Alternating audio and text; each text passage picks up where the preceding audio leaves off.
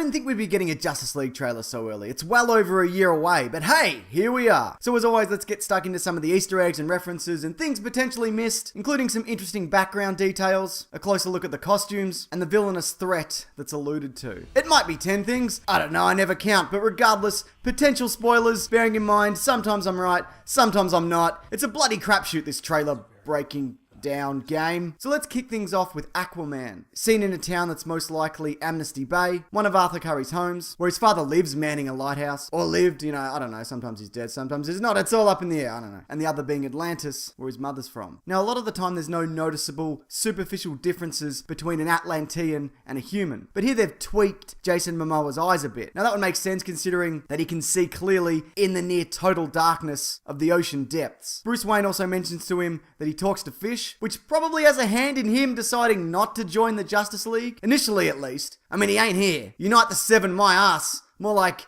cobble together the four. Now in the comics, he's taken a bit of a ribbing for the whole talking to fish thing and has to explain that he can't talk to them as their brains are too primitive to hold a conversation. But he can kind of nudge them along to help him out. Besides, it would be weird if he could hold a conversation with them and then he'd just bring a whole lot of them home for people to eat. That'd be like if Ariel ate that crab guy. Look, full disclosure, I know his name's Sebastian. I just didn't want to freely admit that, alright? But yeah, it's Sebastian. Everyone loves this movie. It's amazing. Looks like we're going to be getting a flashback for Victor Stone before he was fused with a mother box. More on those in a bit. Like we saw in that email attachment in Batman v Superman. Traditionally, he's a high school student, but they've aged him up a bit. So he's at university, Gotham University, interestingly enough. Love the design of him also. I was expecting something more akin to this, but what we got is really left of center. Almost like he's a kind of low-res construction, like a Nintendo 64 spat him out. All CGI, by the way, except for the face. And it looks so good that it's made me forget that there's a man in a really unflattering motion capture outfit underneath all this. Batman doesn't really look much different. There's some minor tweaks to his armor that we saw in the officially released image, but apparently he's to use something more akin to his battle suit from Batman v Superman later on in the movie. I've got more detail on that in another Justice League video that I'll link at the end of this. Speaking of costumes though, let's talk about the Flash. Now of all the characters, this is the one that we got the most information on. For one, we know that if Bruce Wayne is sitting in his second favorite chair, that makes this one his favorite. That's not important. I don't know why I brought it up. This pile of books to me indicates that he's been doing a bit of speed reading. Pun not intended, because that's not a good joke. I imagine that he's just constantly absorbing information. Just anything, really. These books cover a variety of topics. We get one on the politician Tip O'Neill, the Queen, investments, Windows 98, what could be something on Jackie O or by Jackie Collins, plus an image of Tesla, who would be a kind of kindred spirit, as they both share a love for pushing the boundaries of science. But hopefully Barry doesn't share his infatuation with pigeons. Yeah, Tesla fell in love with a pigeon. Look it up! I mean, don't, save your brain space for something else, but yeah, that's apparently true.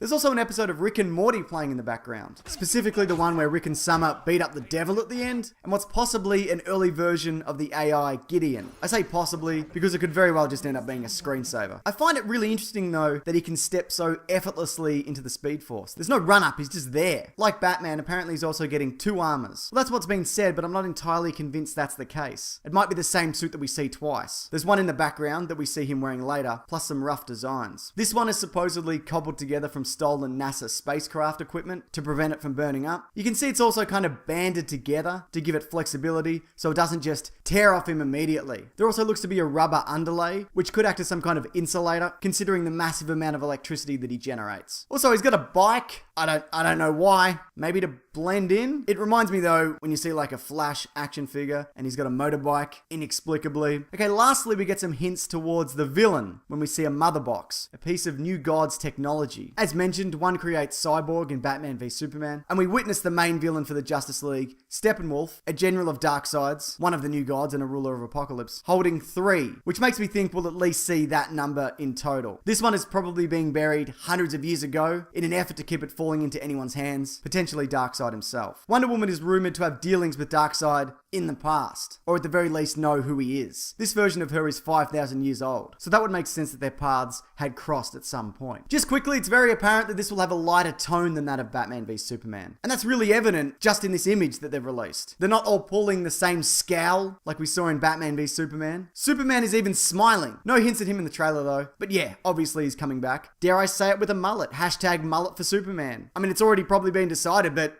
Come on! But is there anything from this trailer of note that you think's important that I haven't touched on? If so, please feel free to leave your thoughts below. Like, for example, who do you think that the 7th member of the Justice League will end up being? Okay, so I'm gonna get straight to work on my Wonder Woman trailer breakdown, then my Doctor Strange trailer breakdown, and then a video on all the massive Marvel news that just came out, including Brie Larson being cast as Captain Marvel. Now, if you're a subscriber, you can turn on notifications to get all those as I finish them, or you can just click on the Wonder Woman trailer there, and I'll put them in a playlist or something. Or you can find it linked below along with my podcast, The Weekly Planet, where this Monday we're breaking down everything Comic-Con related, as much as we can. Should be a real fun time, probably. I mean, I don't know, I haven't recorded it yet. We'll see what happens. Thanks everyone, take care.